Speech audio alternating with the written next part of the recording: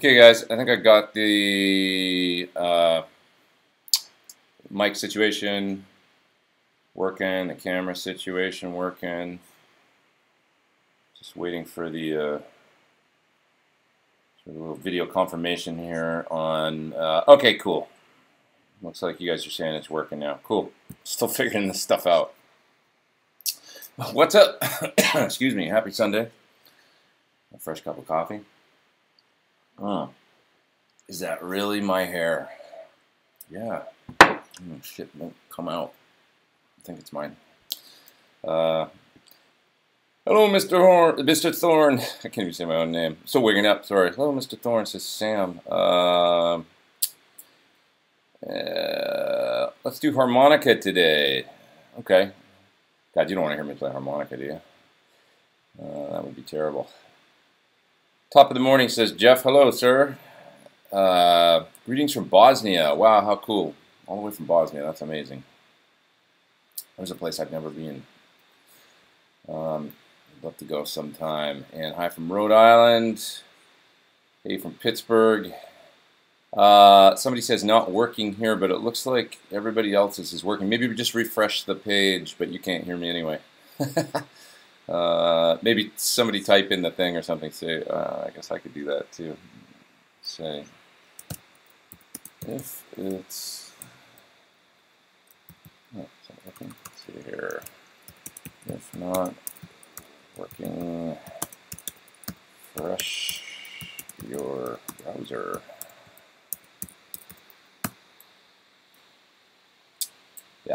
Yeah, somebody said it. Somebody else said it. Cool, cool, cool.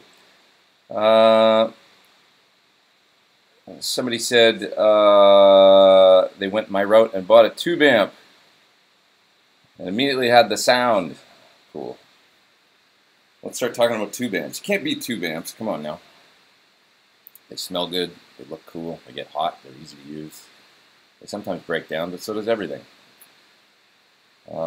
Sam says back from GitCon. Yeah, that was weeks ago now. It was like 3 weeks ago. It was just 1 week that I was out there. But it was a good week. Petri says, hi from Finland. What's up? I've been hanging out with some folks from Finland a little bit the last week. Some nice people that have been visiting here. And let's see, Blues Boy says, greetings from Norway. And there's Florida. Crete. Wow, Crete. I visited Crete when I was about 14, I guess. I had good memories of that trip. I went on a kind of a school trip. I went to started in the UK and then flew to Italy and got on a boat and went all the way around the Mediterranean. One of the places we went was Crete. It was a trip my grandmother gave me for like a present. It was amazing. I got to go all kinds of places. Like I was in both like the West Bank and Israel. I was in Egypt. I was in Turkey. I was in Greece. Yeah, Crete, a little bit of Italy. Really cool trip for being 14. Somebody says, hi from Colombia, Alexander. Hi, I love Colombia. Miss that place. Haven't been there since 2004 or 5. 2004, I think, with Rocco Rosa. That was a really, really good time down there. Always had fun in Colombia. And somebody's asking me about Synergy. Have I seen it? I have seen it. I've played some of the Synergy stuff, and it's cool. It's a unique concept. I don't know if it is. There's some things about it that are unique. You know, it's similar in many ways to the old Randall and Egnator modular idea as far as the preamps and stuff go. So the main thing about the Synergy that I find interesting is the ability to add an extra channel to an existing amp. I think that's pretty cool. So that if you've got an amp that's mainly a clean amp, or it's, you know, like let's say something like a Blues DeVille or something, right? I believe they've got effects loops in them, I think. There's some of those Fenders, you know, and then they have a second channel, it's like an overdrive channel, but they're not really widely like praised overdrive channels. I guess you could add like a BE module or a Sedano module or something to the you know, give your Fender combo a cool. I don't know if you guys know what we're talking about. I should back up. So the Synergy is this thing that they're basically swappable preamp modules that you can load in these. They've got a one sort of half rack unit, and then there's also a full rack space unit that you can load 2 of the modules in, and then they're also making some heads and combos and things like that. And the idea is that you can kind of pick your preamp module and your sound, clean sound, dirty sound, that kind of thing. You can load it in these preamp module or chassis is what I should call them.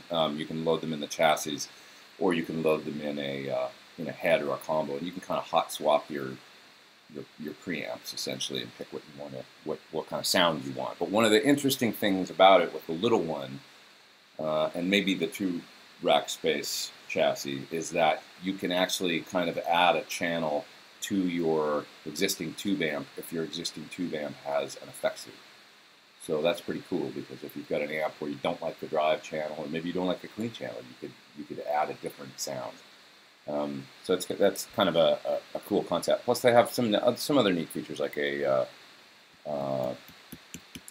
effects loop, which is always good, and a recording output, which is always good. I'll be right back. It's hot in here. I'm going to turn on my AC. Hold on, don't go anywhere.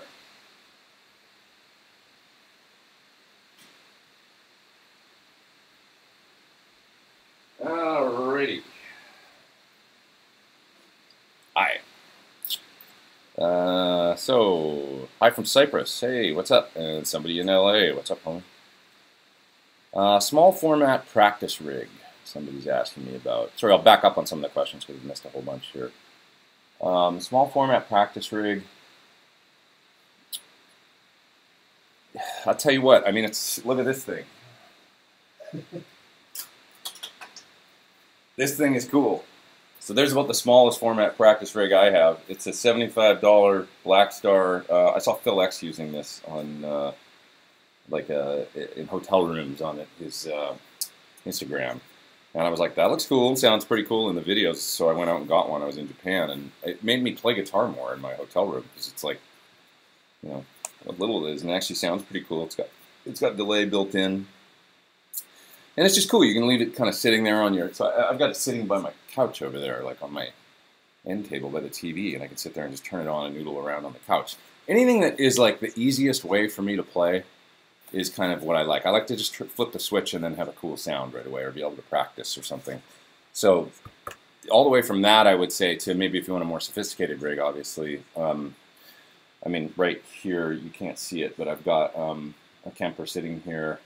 I've also got a load box, so I could use it. Like, I've got my little 1-watt Marshall amp sitting back there, and I've got a Helix board here at my feet. And I'm using the Helix and the Kemper in kind of a 4-cable method, so I've got a very sophisticated kind of practice or small format recording rig sitting right here. That tends to work really well. I just turn on the switches. You know, you gotta wait like 5 minutes for the Kemper to boot up, and then once it's going, then I'm ready to go, and I can just kind of at my feet. I've got some cool tones. You know, that said, I've got something else coming. Just wait.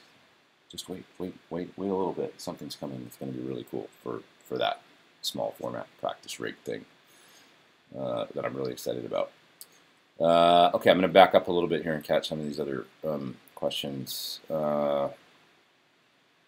Let's see here.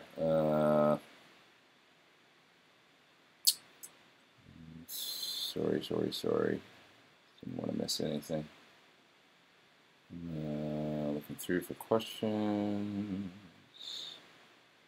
Oh, the telly. Somebody says, show us the telly behind you. Okay. I think you guys have seen this in lots of my videos, but it's my old telly. Nice old telly. Pretty basic. 66. I picked up a couple years ago. And it's basically all stock, except it's got Ron Ellis pickups in it. I think I've talked about it before on here a couple weeks ago, or a week ago, or whatever. But yeah, the pickup. So in an old telly, if you've got one, this is good if you don't know this. But this, especially I guess the '60s ones and '70s ones and stuff, the base plates on the bridge pickup can warp and make the pickup very microphonic, because then somehow the base plate's like vibrating against the pickup or something, and it acts like a super microphonic and just squeals with any kind of gain. So that was happening on the original pickup, and the neck pickup actually it was like intermittent. John Sir said he thought he could fix it without having to rewind it or anything, but it had like a short in it or something. So just long story short, I did a little bit of research, and everybody was talking about Ron Ellis and how good his telly pickups were. And he's a one-man operation, so he's a little difficult to get in touch with and stuff. And but he's very, very busy all the time. His pickups are so good that he's very popular. But anyway, he made me a nice set, and I put them in there, and they just sound like otherworldly good in that guitar. So it's everything I could have wanted. Have I tried Ron Thorn's guitars? No, and I feel bad about that because we share a name, and it would seem like, and he's Canadian too, I believe. It's like two Canadian Thorns. We should know one another and stuff. I think we emailed like a few years ago about something. I seem to remember talking to him about something. But anyway, I know his guitars are really widely regarded as being amazing. So, okay, here's an eye question. Via strabismus. Let's talk about my bum eye. Does my brain ignore the input of one eye, or has it adapted to not? Yeah, so that I don't get nauseated. I've always had this shitty eye, so I've never known any different. And what it is basically this one sucks, and it was always weak. I wore a patch over my left eye for a while when I was a little kid, trying to strengthen this one. So this is the way I always explain it to people. It's like if you're listening to two speakers, and one is way louder than the other one, that's like my left eye. So it'd be like, is that speaker even on? You know, the other one that's quieter. And then you'd turn off the left one, and the right one would be like, oh yeah, it's on, I can hear it, it's just a lot quieter. That's kind of how my right eye works. It's just like when both my eyes are open, my left takes over, and it's like my field of vision feels like it's like this out of my left eye, and then my right eye is some peripheral stuff. That it's just kind of like, you know, so if I close it, it's like I feel like all I'm doing is missing a bit of vision on this side. And then as soon as I open my left eye, it just takes over. So does that make sense? It's like, I guess, I hope so, I don't know. But that's the way I've always seen it. My brain just wired itself that way.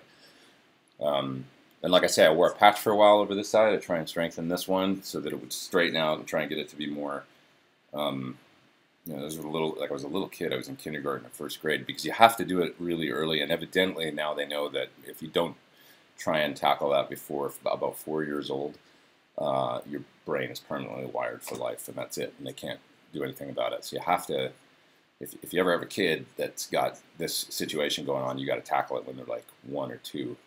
And then you've got a chance of kind of strengthening the other eye and stuff like that. So, but there's surgery for this now, and I don't know. I've never really cared before this YouTube thing, to tell you the truth, because I can't see myself. So it's like it never really bothered me, but people bring it up more than ever now because they see me and they want to know what's up. And I see myself in videos and I go, oh wow, your eye is pretty crooked. So, you know, I just never really thought about it before this whole generation of doing this stuff. It's just something that I always had and it doesn't really bother me. But I guess it would be cool to get it fixed. They can fix it. It's just, you know, it's like probably 10 grand or something. And it's like basically a cosmetic operation, so you got to pay for it. It's not really going to help my vision very much. Most people tell me it'll mostly be like a cosmetic thing. So it's a lot of money to just kind of lay out for when you could buy a guitar, right? That's kind of the way I see it. Also, my eyes suck beyond that. Like I'm super nearsighted with astigmatism. And so I would much rather go for like the implantable contact lens surgery or something like that, so I can actually wake up without having to deal with putting in contacts, just to be able to see and all that, because my eyes are terrible beyond having a crooked one. So that would be something I'd be more interested in putting my money into. Okay, back to guitar stuff. Sorry, we're off on that. No, most of you guys probably don't want to talk about that. Okay, what else? What else? What else? Sorry, I paged way up here on these questions, and somebody says, "What's the last thing that I've worked on?" I think is the question. I'm working on a demo for the camel toe pedal from Way Huge, my buddy George Trips. It's a really cool pedal. It's got one side kind of like an overdrive fuzz, the Red Llama, and the other side is basically TS9-ish or TS808-ish, and that's his Green Rhino pedal. So it's kind of like having a very MIDI, kind of mid-forward overdrive, and then kind of a more neutral toned, kind of almost like overdrive meets fuzz in the other side. And then you can stack them if you want to. It's pretty cool. Pretty excited about that. And let's see what else. I got a page right now. Somebody's in Dubai. That's cool. What's up, Dubai? Somebody says, would I ever consider publishing my saved UAD settings for a pack to people to buy? I totally would. I just have to get with UA on that. They're a busy company, and I don't actually talk to them that much anymore. They've got so much going on their own. But I love my UA stuff. That company just really took off. Obviously, doing great stuff, constantly developing new stuff. Somebody says EVH 5150 amps are the best. What's my opinion on them? I think they're really good. I used a 5150 on the road for a while with Chris Cornell. Like, I had one for a year right before I started using the PT100. Actually, I was using the 5150 blue channel mainly for my main kind of drive tone. Yeah, okay. Let's see. Will I do a guitar clinic sometime? I do have some clinics coming up. I can't say where yet because I don't think I'm supposed to talk about it until they officially announce them. But yeah, I've got some clinics coming up. I have a cool idea for a clinic, I think, which is basically the main question I get is how do I record? How do I mix? How do I develop songs? How do I do my drums? And how do I do guitar tones and kind of get like basically the songs that I do in my demo videos? Like, what's the production process? Well, I'm actually going to do a clinic on that because I figured that's cool. If I could somehow get in a clinic in a room with people and basically live track a song, where I do rhythm guitars, lead guitars, get all the tones, tweak them and stuff like that, and then do a quick mix and show kind of a process for that, and talk a little bit about the drums and how I do that. I thought that would make an interesting clinic rather than just sit and like, here's some licks, or what do you guys want to talk about? I actually want to like develop this idea to where I'm live tracking a song in front of people and sort of walking them through the process as I'm doing it. So that's my idea, and yeah, there's going to be some of that coming up soon. So I'm just starting to develop it now, and stay tuned for more. What was my rig during the 2007 tour with Chris? 2007, I was using a G system on the floor with some pedals, and I was running it everything in front of the amps, and I had a divided by 13. Let me see. It was what amp was it? Oh man, I'm forgetting. I think I used the FTR 37 for a while, but then I also used RSA 31. I think, yeah, RSA 31 I used, which is a sort of boxy. So that was like my clean amp, and then I was going into for a while a Comet Concord, and then I added a third amp, and so I was using 3 amps. I had the RSA, and then the Comet Concord, and then I also added the 5150, and I was using that for kind of a preampy gain sort of drive tone, and I would switch in the Comet for lead sounds. And then Yogi on the other side of the stage was doing a similar thing where he had 3 amps. He had a Vox AC30, a Fender Tone Master, and a divided by 13 of some sort, JJN, I think, or something. And we would sort of switch between 3 different amps each. It was pretty cool. It was complicated though. A lot of amps, a lot of mics and stuff, and cabs on stage. Claudio says hi from Chile. Hello, and greetings from Stockholm. What's up, Sweden? Hans says, can I talk about how we developed the PT100 cabinet? Yeah, so did we try different cabinets? Yeah, we were looking at some other 212 cabinets that were available, and we were trying to figure out a way to make a cabinet that sounded really full and really kick-ass and all that, but wasn't too big. And so I had a Bogner oversized, and which I liked that cabinet, but I thought it was a little, like it's 3/4 of the way to a 412. So it's like, can we get it smaller than that and still get a big sound? So we started making it deeper than a lot of 212s, and I think we experimented with a couple different depths, and we settled on the sort of lesser. So it was a standard 212 that he had, and then we went one like an inch bigger, and then 2 inches bigger or something. The one that was the biggest, we didn't go with. We went with just adding like an inch of depth or something to whatever his standard 212 was. And it sounded great. It was just like, wow, that's full sounding, and it's not that big. And then we listened to a whole bunch of speakers and settled on the Creamback H's. And the reason was, I mean, we listened to a whole bunch of different Celestians and some other stuff, and we just decided that the 2 H's together was the most sort of universally balanced tone, all the way from clean all the way through to really dirty. It just sort of worked for every sound the best. Just a really, really good versatile speaker, the Creamback H. Plus they could handle the power of the amp, because there's like 75 watts power handling each. the Greenback M's to me sounded just kind of more mid forward. It's a cool sound, but it's like just more MIDI, and I wanted more clarity on the clean stuff. And then so we tried mixing M's and H's and all that kind of stuff. And just the two H's together was just like, there it is. That's all. I remember saying to him, like, that's all there. Like, everything's there. I can hear everything. Clean channel 2, channel 3. It sounds great, right? And he was like, yeah, that sounds really good. So we just didn't think about it more than that. We just went with it.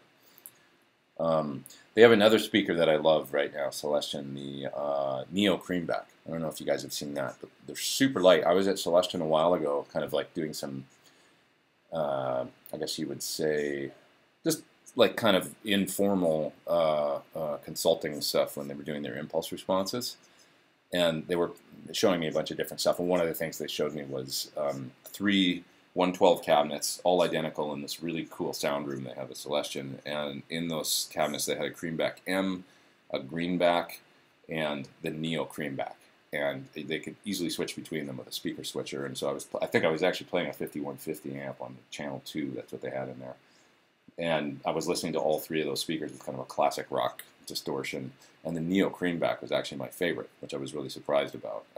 It sounded like the Greenback, but a little more worn in, with a little more like, it was like, you know, that fizz on the top of a Greenback sometimes, which can be cool, but it's like just a little bit of fizz. It was like the Neo just sounded like that without the fizz, like the Greenback without the fizz. And I thought that was great, because the speaker weighs like half as much as a regular, you know, magnet speaker. So super light and stuff, and it's high power handling too. So I want to actually try 2 of those in a 212 cabinet. I just haven't done that yet, but I was really impressed. Okay, what do I got here? What's my opinion on new old stock tubes? Well, new old stock tubes can be awesome. I think that I've bought some recently, and like they've all kind of failed within a relatively short period of time, or they were bad right out of the gate, like even from, you know, supposedly tested, and that's a bummer, you know. I had a couple pairs of power tubes and stuff that just haven't worked out. I have some old like Mollards. I've got, I think I have 1 full quad of Mollards and a pair of Mollard EL34s. Matched, and I have a quad of Siemens EL34s, which are great, and I have some old Teslas and you know, a few other things, and so I'm just like sort of saving those. But like I have a quad of old Teslas in my SL68 right now, which sound great, but if I run it on full power, I blow a fuse, which is bad. If I run on the Variac, you know, the low power setting, then it's cool. But I tried it right when I put those tubes in the amp. I was playing full power through it, and I popped a fuse. And it's like, oh shit! Like, because you know, you pay a lot of money for these tubes, like a couple $100 at least for the quad or whatever I paid. And, but it sounds fine as long as they're not getting hit too hard with plate voltage or something. I guess with the lower voltage from the Variac, it seems to work. Okay, I'm backing up on questions here again because I missed it. The live chat thing sometimes jumps around a little bit. I'll like answer a question and it escapes on me. I haven't quite figured it out yet how to. So if I miss some of your questions, I'm really sorry. Somebody says, I was just talking about this amp the other day. AVS Music says, I have a Marshall YJM 100 Plexi style amp, non-master volume, but they do have an attenuator in them, right? So it's a non-master volume, but it's got an attenuator, I think. This is the Ingve Marshall that came out that was then discontinued. I'm not sure why would they discontinue that amp? It's a cool amp. Do I feel the tone of a Plexi is better with the treble volume on 8 or 10? It seems clearer, brighter when it's not on 10. Yeah, I do actually. I think that the Plexi with the volume on 8 and the presence on 8 and treble on 8 can be a really beautiful thing. Bass maybe on 4 or 5 and the mids dimed. That's like, it's great. And then you run the volume on 10 and it's like, oh, it gets a little bit out of control. I even remember hearing Eddie Van Halen saying that. Like, you know, he was probably referring to all kinds of different amps, but he said he likes to, you know, push it into the territory where it's just kind of like out of control and then just back it off a hair.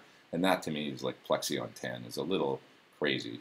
And then you can just turn it down to 8 or 9, and then back the presence also can influence that craziness a little bit. Just turn it down just a little bit, and then it pulls it into focus. And that's kind of, to me, that's sort of the best sound on those amps, as far as like a balls out rock tone. It's not when it's totally on 10. I did that video recently you know, the Play a Plexi video where everybody, and we thought, well, it just sounds cool, so we're just going to turn it on 10, put everything on 10 and play. But in retrospect, it probably would have been better to turn it down just a little bit. You avoid some of the crazy microphonic stuff then, and, you know, it's kind of nutty. Anyway, let's see. Any thoughts on using bass amps with down-tuned guitars? I've never really done that. Could be cool, I guess. I'm kind of intrigued by whatever the guy from Royal Blood, like, what does he do? I wonder. I thought, well, there's an amazing, cool sound. He must be running some sort of bass rig as well as his guitar rig, I would think. But I've never tried running a bass amp with guitar. Although I've heard that some of the old, like B15s and stuff can sound pretty cool with guitar Ampegs. Mudweiser says, am I an Oilers fan? I am when they get in the playoffs. Excuse me, I'm having like a problem. Like when the Oilers start winning, all of a sudden I become a patriotic Edmontonian and start following the playoffs. Like last year, but then there was that one game where they were up 3-0, and then in the playoffs, they like, remember that one playoff game where it was basically the end of the series? Wasn't, but it basically was, where all of a sudden, I can't remember who they were playing against, but all of a sudden I think it's the Ducks or something, right? And they kicked their ass, like, it was crazy. If you guys didn't see this hockey game, it's like it was one of the most gnarly anxiety, because I don't really watch sports, but when I do, it's like, you know, everybody gets caught up in it if you're into it, and it's like, they were down, it was literally like 5 minutes before the end of the third period. I mean, the game was over, and the Oilers were up 3-0, and then the other team came back and they scored 3 goals in like 3 minutes. It was insane. It was like, how can this be? And then the game went in overtime, and then the other team won. It was like, ugh. So that was maddening. But I guess that's just like, they're an amazing team right now. But it's like, I guess that's young or something, or inexperienced or something. But hopefully, I mean, I wish them all the best. I hope that they you know, maybe there can be another year like that this year. We'll see. I don't know, because it's fun to watch. I do love watching hockey when it's you know, when you feel like the teams are invested and they're in the playoffs. They're trying. It's really exciting. It's like pretty cool. Okay. Enough about that. What else? What else? So one piece of gear. This is from MRN89. One piece of gear that makes it into every rig that I make. Well, I'd have to say my choice in tuner seems to be on every rig that I've done for the past probably 8 or 10 years, which is a TC Polytune. So I've had one of those on every single board. I love the Polytune. I'm just used to the way it works. Like a tuner, actually, I just looked at the floor and I realized there's a TU3 on my Helix board here, but that was really, the TU3 is fine. It's a fine tuner, but I actually do prefer the Polytune overall. Not only for the polyrhythmic or polytuning abilities of it, you know, like where you can strum all the strings at once and see which ones are out of tune. That's really cool. But I just love the stability of the Polytune, where you hit a note and it doesn't do this whole like thing with the meter. It's like you hit it and it kind of shows you an accurate representation and then falls. It's very stable, and it's just easier to tune with, I find, than mini tuners. So that's one thing. Somebody says, what pickups can I recommend for a Strat to get the old vintage tone? There are so many on the market, and is it worth it to spend more for some boutique? Well, I mainly use Suhrs. The V60 LPs are the ones that I use. I think they sound great. You know, recently when we did that Play a Plexi video, Mick from that pedal show, he was playing a Daphne Blue Strat, and it sounded so good, and I asked him what pickups are those, and he said they're Antiquities. So it's funny, Antiquities, you ask the boutique question, they come up sometimes as like a really, really good, like they were almost boutique before boutique. I remember when Antiquities came out, they were like Seymour's kind of like boutique line or something, but now we just think of them as one of his regular pickups. But, you know, Seymour Duncan, you got to hand it to the guy. He makes great pickups, and, you know, they're readily available. You can find them anywhere, and they always seem to work pretty well. So I thought those Antiquities sounded really good in that guitar. The Suhr pickups are not expensive, though, either. It's funny because some people think of them as boutique. They're not really. I mean, it's like really pretty reasonably priced. They're not like, you know, $400 a set or something. It's nothing like that. So let's see here. Somebody asks, can the Kemper do amp in a room or in a nice way for practice, or does it only do studio tones?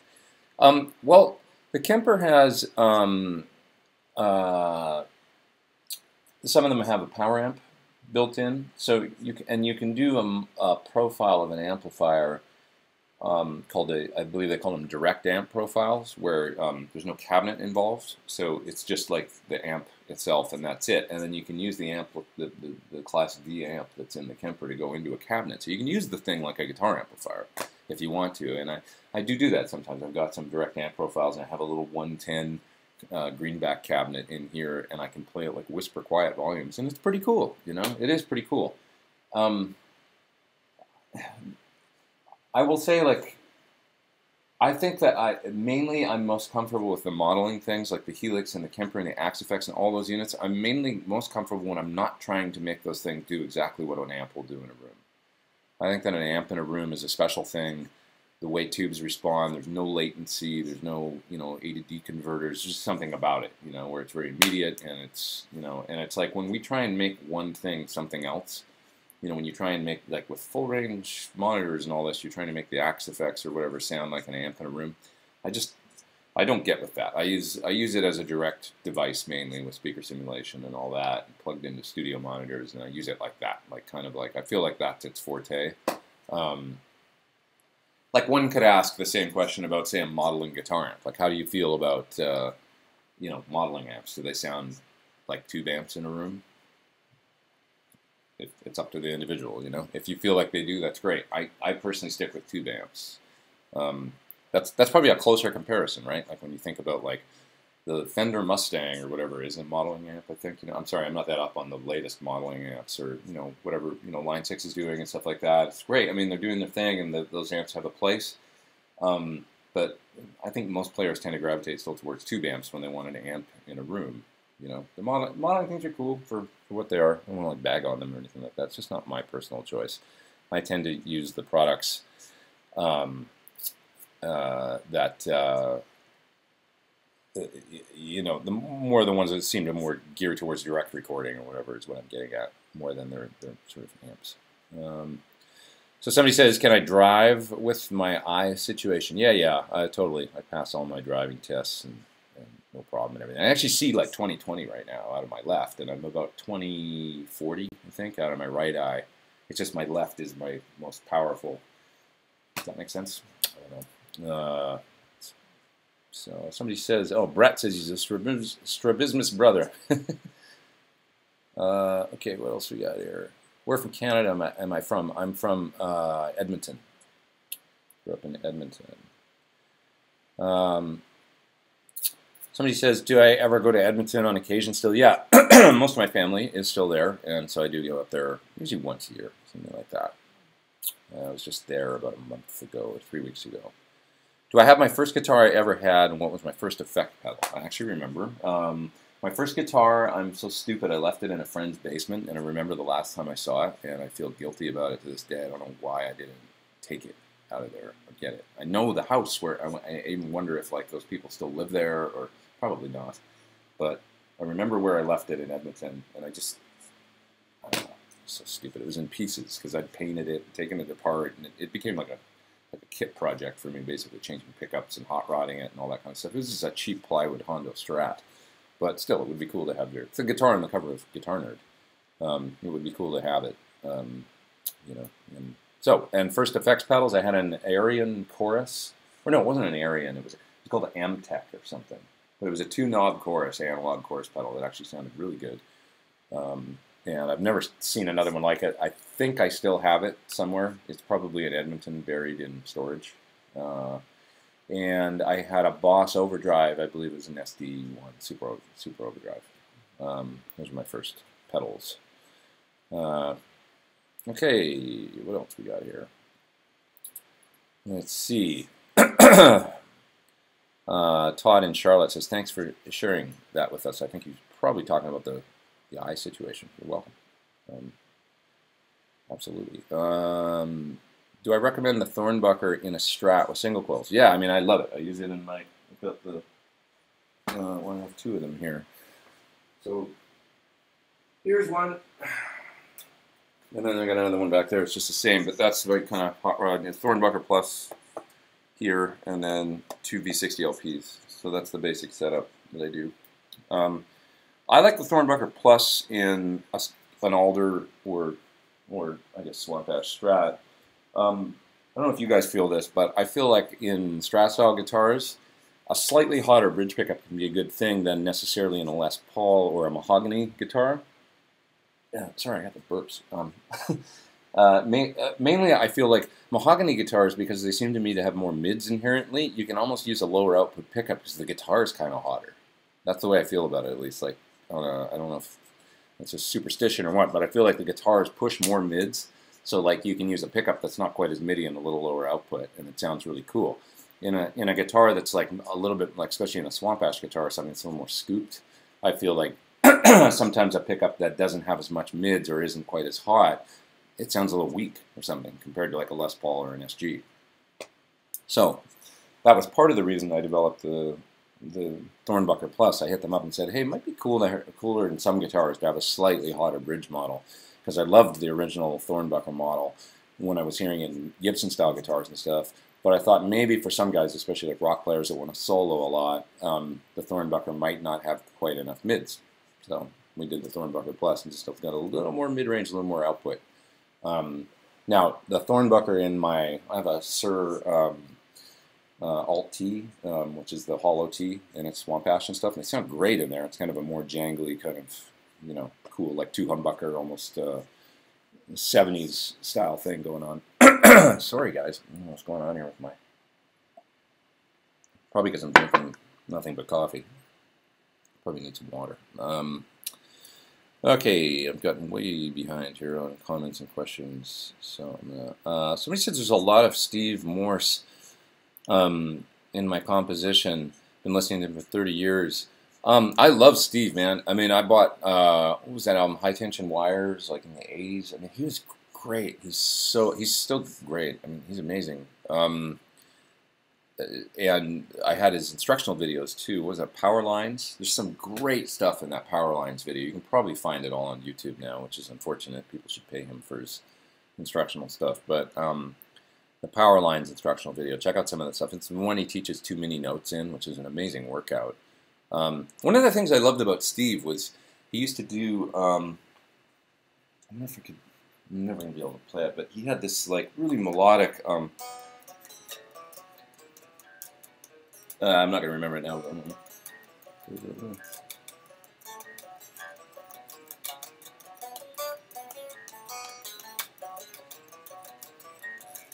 Something like that, and it was like a melodic kind of picking warm-up thing that he would do, and it's a lot of string skipping and stuff, but it was beautiful,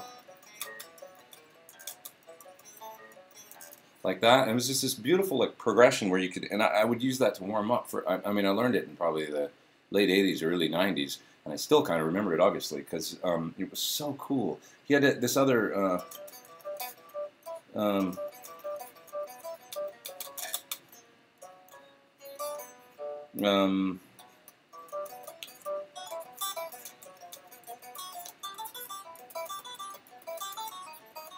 It's like that or something like that. It was a picking exercise that I think it was either in a guitar player column or maybe he teaches it in the Power Lines video. I just can't remember. But I love that he would have these super melodic and musical kind of warm-up things.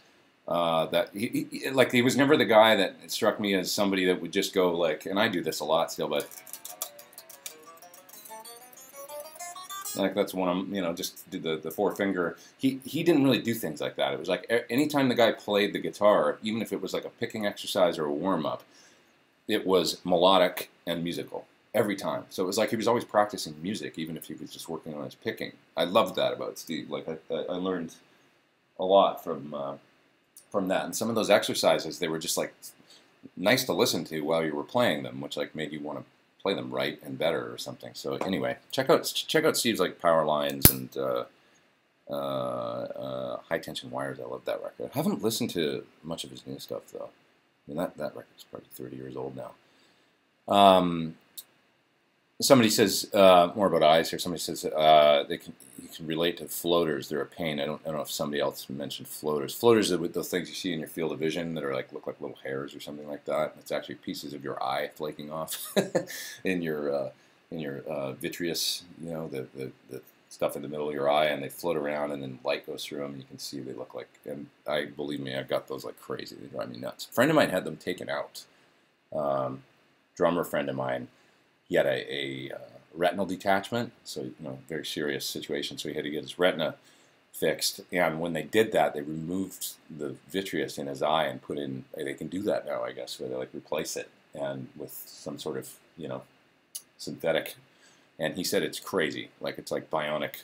All of a sudden, like he can see so clear that it's almost weird. So that kind of blew my mind. I'd love to get that done, but it also scares me. So let's see. Adam says, "Tell me about working with Linda Perry." Linda, I met in 2006. I met Linda through Courtney Love because I was working with Courtney, and Courtney brought me into Linda's studio one day after we'd recorded a whole bunch of demos and written a bunch of stuff together, and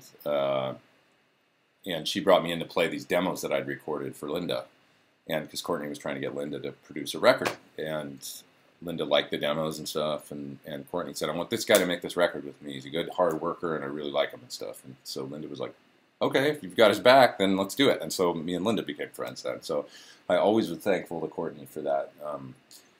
You know, she insisted I go to this meeting with her, and I'd only known her for a few months, but she said, "I want you to go with me," and she went, and then she totally like had my back with this big record producer and just said like, this guy is great, and I want him to work on this record.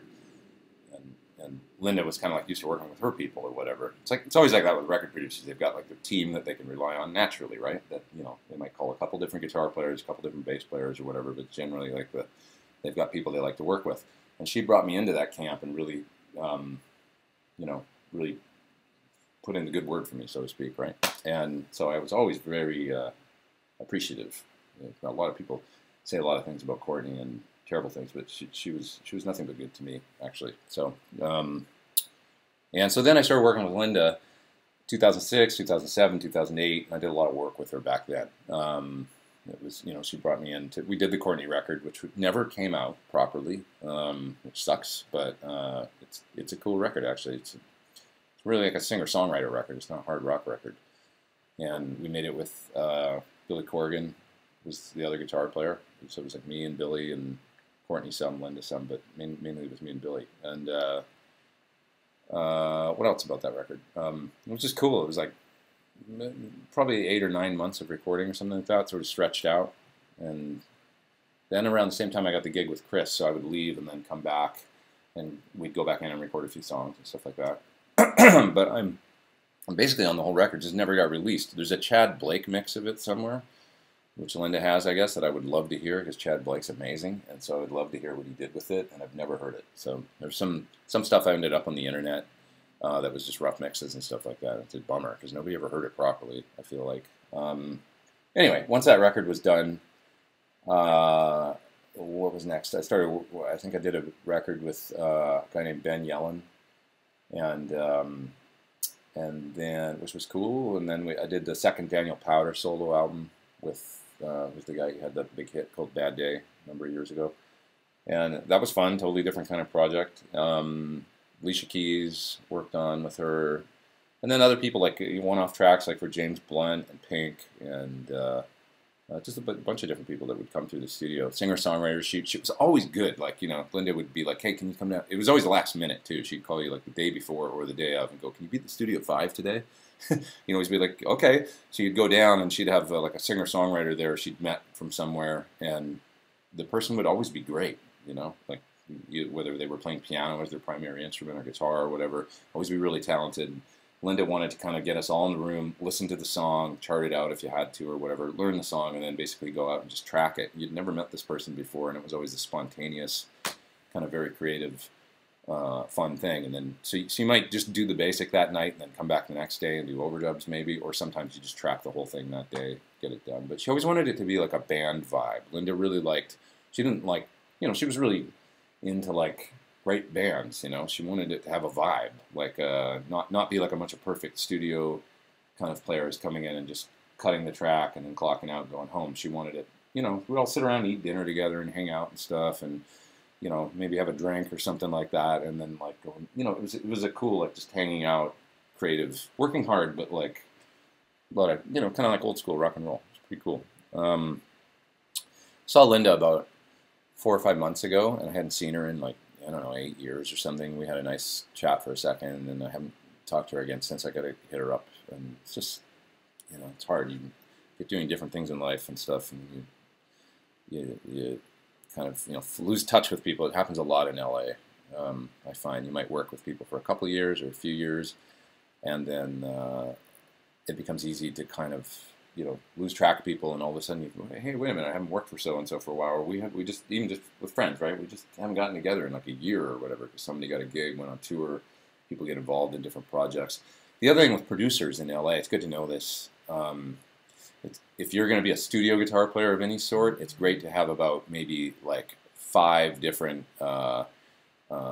producers, or maybe as many producers as you can possibly get in with is a good thing to do, because that producer, that one producer or the 2 producers you might get a lot of gigs from or get hired, they might get a gig like working for Green Day or something, right? Now they're off producing a band where they don't need you for like 6 months or 8 months. They're making a record with somebody. So, oops, there goes your income. So you got to have like a whole bunch of irons in the fire of different people that will hire you in order to keep working as a studio player, I find. So, what else? Ed Dana says, hi from Cleveland, loved you at GitCon. Thank you. Yeah, it was so fun. I can't wait to do it again next year. Should be even better next time, I think. Nag says, what distortion pedal do I recommend for Marshall amps? Well, generally with a Marshall amp, I'm using the amp distortion. So I'll tend to veer more towards boosts or overdrives than distortions. I don't really use distortions or fuzz, you know. A kind of hard clip distortion sound I think of as more something I would run into a clean channel on something like, you know, Fenderish clean. So on Marshalls, it's great to use like anything Klon, TS-808 can be good, or TS9. As far as boosts go, like the Coco boost works really good. Treble boosters into Marshalls can be awesome, just gnarly. It's like early Judas Priest or whatever, treble boosters, Black Sabbath, you know, that kind of tone. Let's see, do I have a practice regimen, or do I just write tunes? You know, I'm terrible at practicing. I try and have practice regimens, and sometimes I get into one for a period of time, but mainly it's writing. Like sitting down and writing, I love. You know, that's just what I love to do, and yeah. So it's hard, but if I have to practice for something, then I do. Like for instance, if I'm learning 30 songs for a tour coming up or whatever, I have actually a very kind of regimented thing that I do. So I know I can do it if I have to. I'll basically load all those songs into an iTunes playlist, and then I'll also have them in a folder, and then I can pull them into Transcribe, you know, Phrase Trainer, and I'll start pulling them up and learning the songs one at a time, and I'll try and learn like maybe 2 or 3 in a day, and then the next day I'll like maybe review those and then add another 2 or 3. And I'll do that for 3 or 4 days straight, learning a whole bunch of songs. And then on about day 4 or 5, I might go, all right, no more new songs today. I'm just going to go over the stuff I learned. And then I'll review all that stuff. And then maybe I'll take a day off. And then I'll go back, you know, day 6 or 7 or whatever, and start with, you know, 3 more. And that's how I kind of do the, I can't really absorb more than like 3 songs a day, I find. I've done it. One time I learned 22 or 3 songs in 2 days. And I basically could play them without charts and stuff, but I was going insane. I was losing my mind with that many songs. I had to do it. It was hard. Let's see here.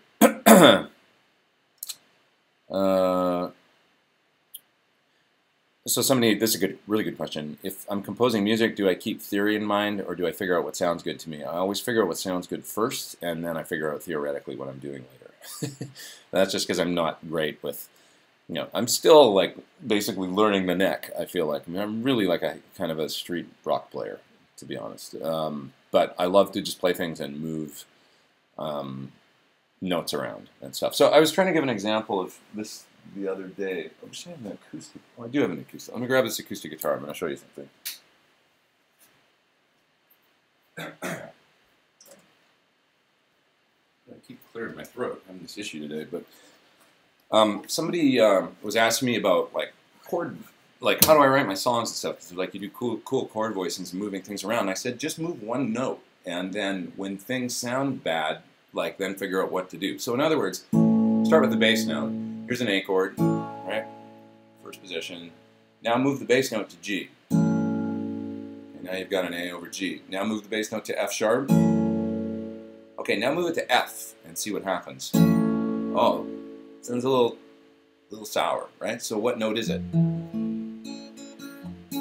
That's a little weird, right? F and C sharp. So let's try moving the C sharp. You know, that's cool. So you can go.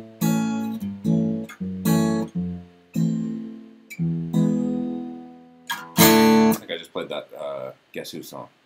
You know the one I'm talking about. Is anybody?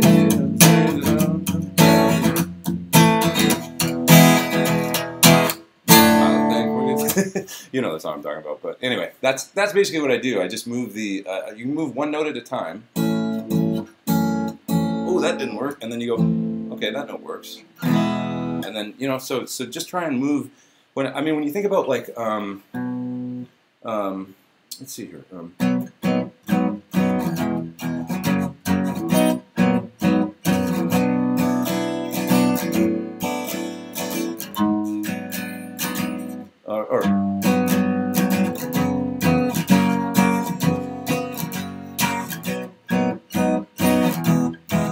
Right, Penny Lane. It's just one note that's moving, right? It's like the bass note that's basically moving in there, and the rest of the chord is basically staying static. So that's all you got to do, really. Or I'll use another. What's another?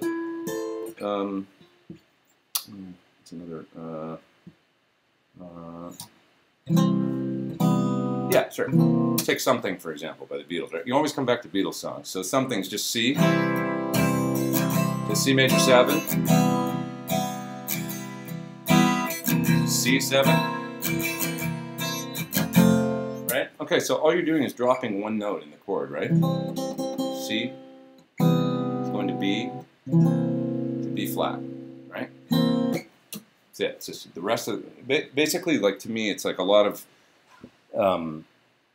sort of that, I don't know, like modal composition or whatever. Basically, revolves around like keeping as many things the same as you can and just moving subtly things around within chords, not too drastic changes. And that's how I write like a lot of stuff. It's just basically like just moving my fingers around. I'll play a chord and then I'll move one finger, maybe one finger, two fingers, and just move, makes like subtle moves, and experiment with that and see what you can come up with. And then theoretically, you can kind of go back later and figure out exactly what's going on, But that is really how I do it. I don't really know what I'm doing. I just know what sounds good to me, I guess. Can you buy your signature pickups? Yeah, they're out there. They're out, Humbucker stock, some Humbucker music. If you go to they're online. Just search for Thornbuckers, and there'll be a whole bunch of them pop up there. They're everywhere. The pickups are easy to get these days. Let's see. How's the new CD going? Well, I've got still like 5 tunes done. Basically, what I'm going to do is take 2 weeks in November. So coming up here very soon, I'm going to take 2 weeks and only record music. And I have some more songs and stuff I want to record. So my idea is like by like first week of December, how much can I finish of the record? Like, can I get 8, 9, maybe even 10 tunes like knocked out to basically like where it's. Because I'm just going to do, I don't think I'm going to do CDs this time. Let me know what you guys think. If you want to like leave me a message on Facebook or you want to respond here right now in the chat. But CDs, what is the point, right? Like, you guys don't need that. I might print up some because if I go to NAMM or something, it's cool to have CDs. But I don't even have a place I can play a CD anymore. Like, this computer doesn't have a drive on it. So, like, my DVD player back there, I could play a CD on if I wanted to. But it's not convenient. It's going to be coming through like my TV setup. So I sort of don't see the point. I'm thinking of just doing just the digital release. So let me know what you guys think about that. Anyways, the point being with that is it's like if I'm going to put out 10 songs in January or whatever, I mean I can do it with like 4 days to like, okay, the record's coming out on January 20th or something, and then like basically I can be working on it right up till like the 14th or something, and then I'd have it ready to go. Hand it off and to the company I'm going to use to get it out there digitally and stuff, and and it'll be ready to go. So anyway, how do you keep the low end tight on classic rock stuff? That's a good question.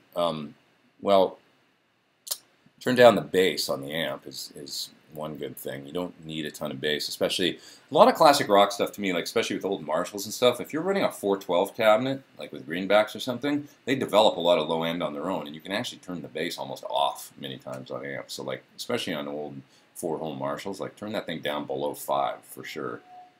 So that's helpful. Certain pedals, obviously, like treble boosters or even TS types, if you're going to boost the gain, anything that lops off some low end is a good thing if you're wanting to keep bass tight.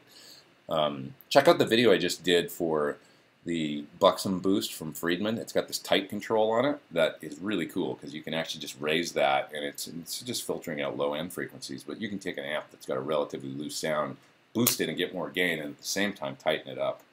And maybe make mids poke through and stuff. So that's cool. What else? Is that Horizon Devices Precision Drive, I believe it's called, that has the it's got an attack control on it, and then also another control that's not labeled. I can't remember what it's called, but it's got a similar thing where you can control the tightness or looseness of the sound.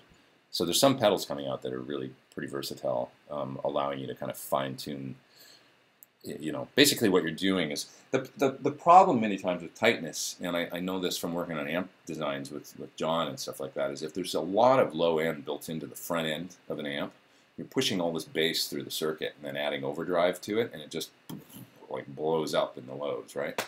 So some of the tricks with certainly with Friedman and stuff like that, I know basically a lot of it, keeping a tight sound, is filtering out a lot of the lows in the preamp.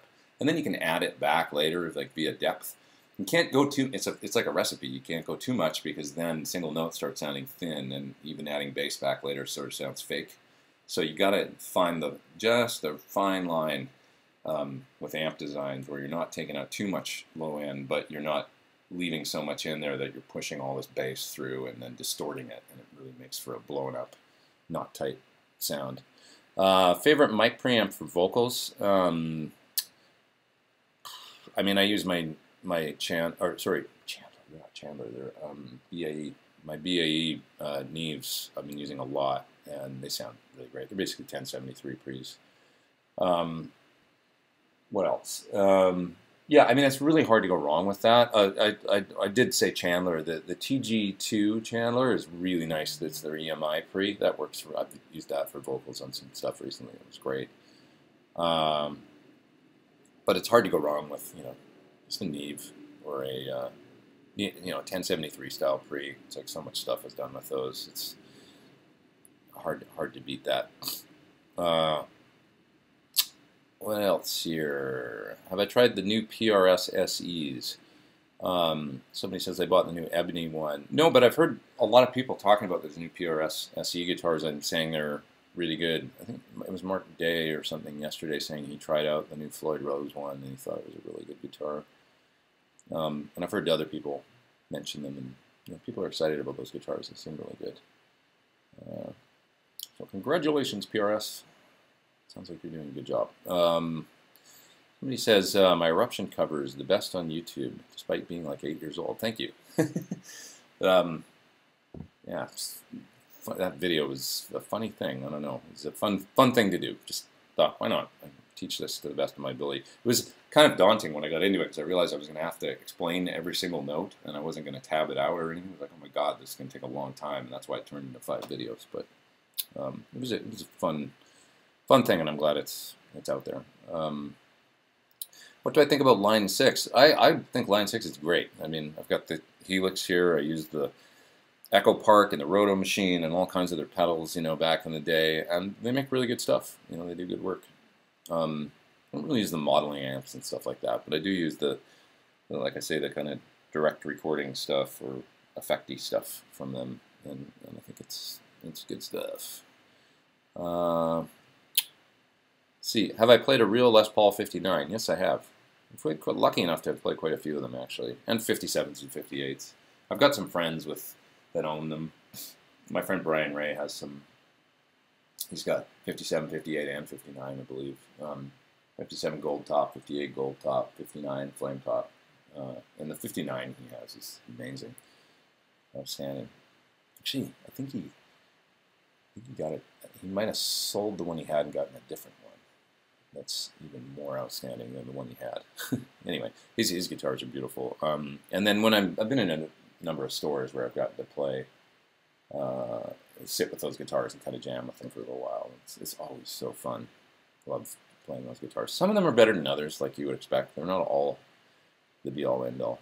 I've played ones that were underwhelming. I mean, I played one recently where I was like, yeah, this is cool, but it's like my Yaren is every bit as good, you know. And I feel like that about actually most of them. I mean, Gil, I can't hand that guy enough props. He really knocks it out of the park with his, you know, his designs. Pretty amazing. I guess it's not his design. He's basically copying an old design, but he just does it properly.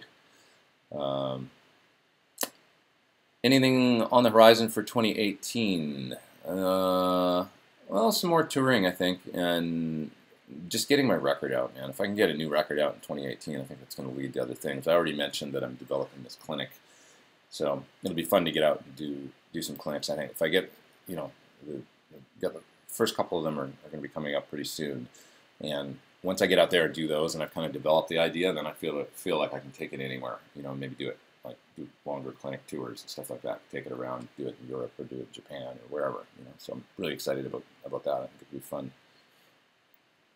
Am I going to do an Andertons vid? I would love to. Those people at Andertons are always really nice. They comment on my videos and saying really nice things, and they've obviously got a good thing going over there, and they're excited and passionate about guitar. So I'd love to go to Andertons and do something.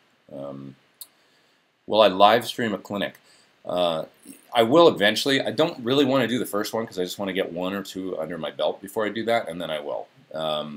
You know how it is. It's like the very first time you do something. What if something screws up or whatever? I don't want to. So I just want to develop it a little bit before. But then eventually, yeah, I don't see why I wouldn't. You know, I'd be totally cool with live streaming them. How do I build a road rig? What are the steps I go through to make it fit the gig? That's a really good question. When you go in to do an audition many times, you're like, okay, what's the appropriate thing to bring to this audition? So you'll think it out then, and then bring the stuff, and then it's like, that ends up being the rig many times. It's like, well, you know, I already put in the work. So like, you know, developing like maybe you like make some presets or something. So you've got like 4 or 5 songs already programmed, you know, with presets, and you're like, well, I'm off to the races already if you get the gig or whatever, so why differ?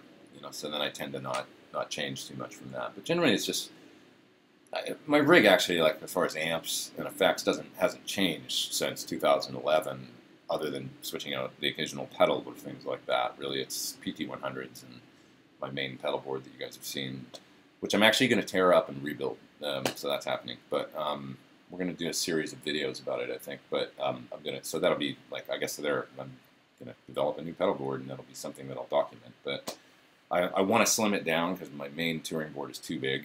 It's too heavy to actually get on a commercial plane without having to pay like exorbitant overweight fees and stuff. So I want to try and trim the weight down by at least like 10 pounds, and I want to slim it down by, like, I want it to be 2/3 the size it is, basically, and make it out of a lighter board material. And just, it's time. It's like I've used the same board since 2011, really, and it's just time to rebuild. They get old, and you know, it's worked amazing for many years. It's just time to kind of tweak it, plus it's fun, you know, just coming up with a new rig, new board, new exciting stuff. So I'm gonna put some stuff on there that's fun, like the Freak Out and the that M300 reverb from MXR, which is George Tripp's reverb that I'm just blown away with. So I'm going to put that on there, and also maybe the Echoplex pedal from MXR, so I can have like reverb and delay in front. I think that'll be really fun to just get some more sort of vintagey sort of tones. And then I'll also have the stuff in the post path like I did before. Excited about all that. Let's see here. Let's see. Have I tried a Fender Twin Red Knob? Yes, I have. I got some good tones out of those Fenders with the red knobs. I remember in the 80s, like, a friend of mine had one, I think. And I used to jam with it a little bit. But it was maybe the Showman. It had a drive channel in it. I think Greg Howe used to play those, I think. They sounded kind of cool. I know. You think back about amps where you go, wow, I got a good. I remember the tone of that amp. It was great. And then you wonder if I played through it now, would it sound like crap? You know, like would I think, oh my God, what was I thinking? I don't know. I'm not really sure. I have one sort of romantic notion of an amp that was good, which was the Caliber 50 from Mesa.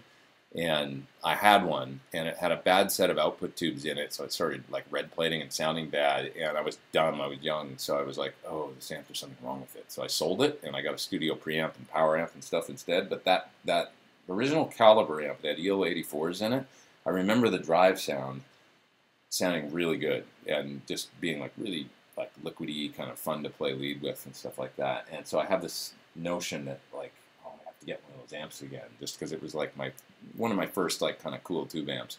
So anyway, I remember Chris Cornell had one. I go over to his house one day, and he's got this Caliber amp sitting there. I'm like, "You have one of those?" I'm like, "I had one of those back in the '80s." He's like, "Yeah, it's pretty cool." And I'm like, "It is cool," and I didn't get to play through it that day. But I thought, God, I want to try that because he's got one, you know. And it's like I hadn't seen them. They made them for like, I think probably because they were having red plating issues with the tubes, and that's what I heard, that they didn't, you know, they weren't reliable. So they quickly switched to 6L6s and renamed it the Caliber 50 Plus. But anyway, Chris had one, and I was like, I want to play through that thing. And he's like, yeah, it's a pretty cool amp. Like, and it's like we both sort of were, you know, talking about it like it was like it was something special. It was a sleeper that people didn't know about, you know. But I wonder if I'd play through one of those now and go, oh, it doesn't sound that good. You know, I'm just not sure. But anyway, you romanticize things. Gibson factory, opinions on that whole situation. Wow, that's a can of worms you're asking me about there. Are you talking about the Memphis factory that they're talking about closing? Once again, I have a whole sort of romantic theory and notion about Gibson that, I mean, it'll never happen, but maybe it will. But, you know, Gibson's such a legendary company, a great company, obviously, with a lot of, you know, legacy in the name and everything, but obviously they've got some problems right now. I don't know what to think. I mean, what do I wish would happen? And I think, tell me what you think about this, but here's my thing. I wish Gibson would go back and buy the Kalamazoo factory. I wish they'd close everything else, you know, maybe. Where, you know, I don't want to put people out of work. This is just my crazy idea, but it's like, you know, I wish that they would just stop with everything else, and then they would go to Kalamazoo into the original factory. And if what Gil says is true, and there's still some people that worked there that were back there on the line in the 50s that are like 80 years old now, if those guys are still there, you know, put those guys in a place of prestige and stop making a bunch of guitars that, you know, that people don't necessarily want. And I wish they would just make, let's say, all the guitars that they made up until 1965, those are the guitars that are going to be in the line, and that's it. And just say, we're getting back to basics, this is what we're going to do, and make the company about 1/4 the size that it is now. Of course, none of that's realistic because they owe a whole bunch of money to creditors, and they have to make money and stuff. But that's, in my ideal fantasy world, in my dreamland, I would wake up tomorrow and, you know, and Gibson would be making guitars in Kalamazoo, and maybe hiring like Gil and Tom Bartlett or people like that, and you know, letting them just run wild with their, you know, knowledge and their designs, the way that, you know, that they originally built guitars. Start from there, and then just start from, we're back to basics, and this is what we're doing. We're going to make the best guitars to that sort of late 50s, early 60s spec that we can possibly make, and that's all we're going to make. And, you know, like, wouldn't that be cool? I don't know, but probably won't happen. I don't know. That's my romantic notion. I wish them all the best. I mean, Gibson, there's got to be people there that, great builders and stuff, that are trying as hard as they possibly can and stuff, but it just seems like I've seen some pictures recently of really beautiful Gibson custom shop guitars, new stuff that's coming out that looks really nice, and it's like, you just hope they get away from all that. Like, I'm sorry, but we don't want you making, you know, consumer speakers, and we certainly don't want robo-tuners and those weird nuts they put on the guitars a few years ago and all that crazy stuff. That's just like, who are you thinking wants that stuff? Just stop it with that stuff. Just make guitars that people want, not trying to constantly put, you know, don't put, we don't need USB ports, and we don't need self-tuners, and we just need great instruments, and, you know, anyway. Okay, let's see. Do I write the solos in my video demos, or I just fire off some improvised takes until I get one that I like? It's a little bit of both. You know, I'm not I'm not the world's greatest improviser. I like to sit there for a few minutes and get to play through things and go, okay, like, here's a phrase, here's another phrase, this would be a good way to end it. And then maybe, you know, some of the stuff in the middle I'm not thinking about to connect things, but I've got my key points. That's kind of how I like to record solos. So you're hearing stuff. It's, well, occasionally they're first takes, you know, or second takes. That does happen where I'm like, well, that was good. Like, you don't need to change that. But many times, you know, I work it out a little bit, like anybody in the studio would have been. Give me a few cracks at it and stuff, and work on it for a little while, figure out what I'm going to do. And, you know, I'm not a Tim Pierce in that sense. You know, Tim just seems to play, like, beautiful stuff. Although he says he does the same thing, too. You know, you sit there and given the opportunity to cut your own solos in unlimited time and you're not on the clock, you know, you sit there and do it 40 times, you know. I don't know. We all do that, I think.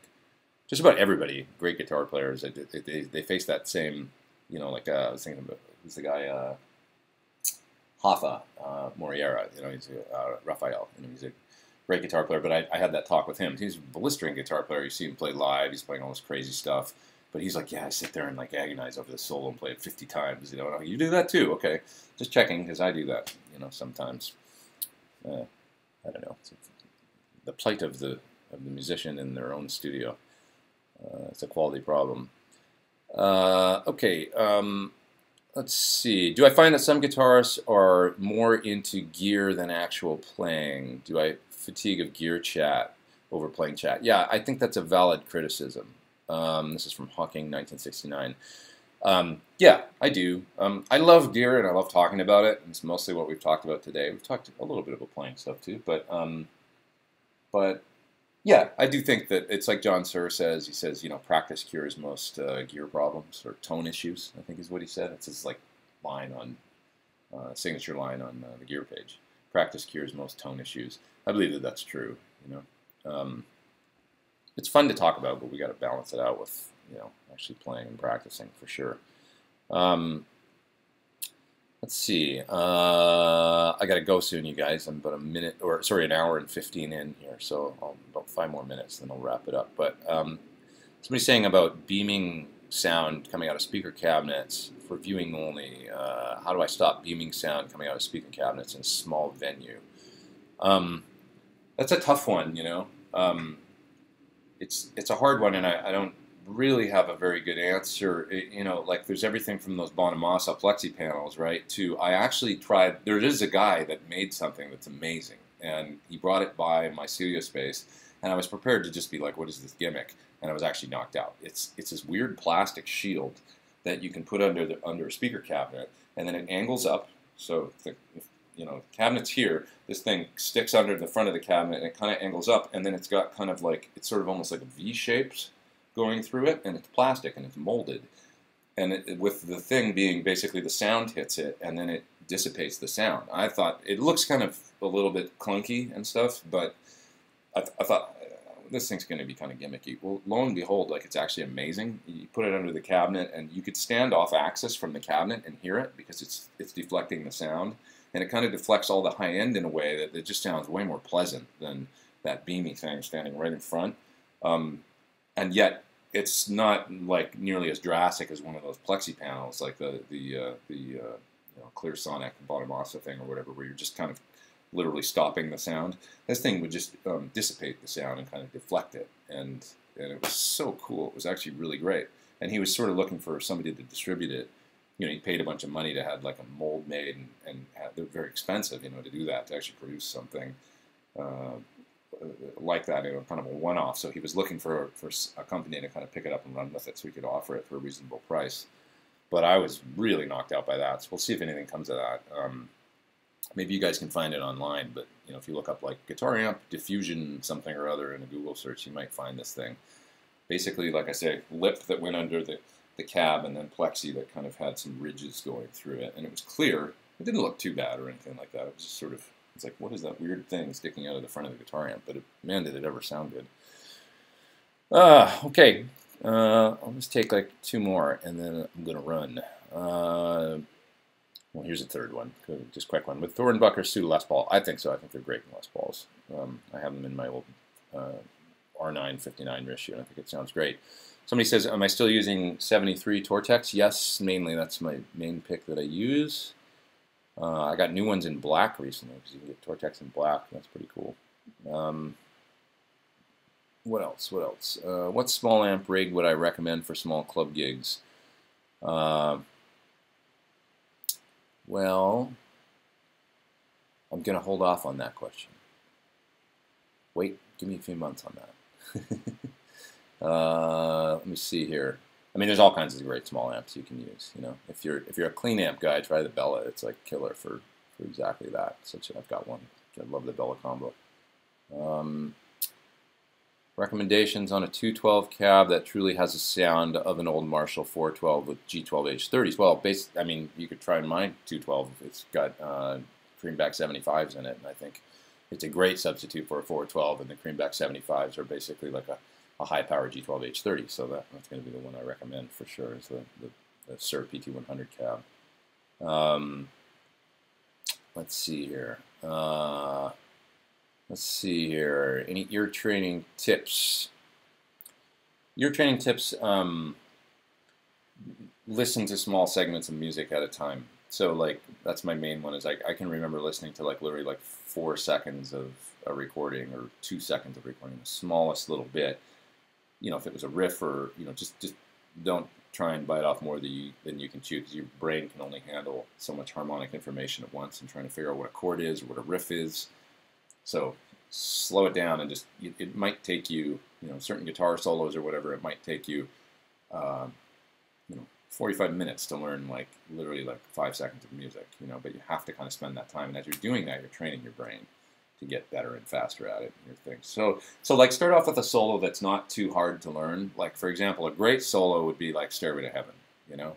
Try and ear train, learn that solo, you know, and play it note for note and get it, you know, totally accurate, one phrase at a time, and then maybe move up to more difficult things, you know. Harmonic stuff, like chords, is a tough one. Hearing, you just kind of, I don't know what the answer is to that, like being able to hear the, you know, all the notes in a chord. You just kind of get better at it over time. I don't really know.